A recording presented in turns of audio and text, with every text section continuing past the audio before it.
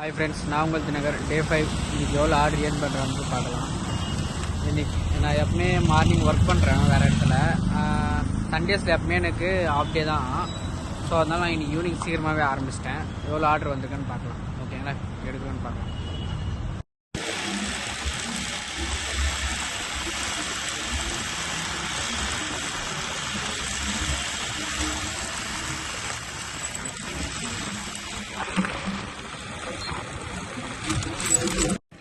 Hi friends, என்னோடய order முடிஞ்சிருச்சு. நான் ரூமுக்கு போய்ட்டு அப்டேட் பண்ணுறேன். ஓகேங்களா.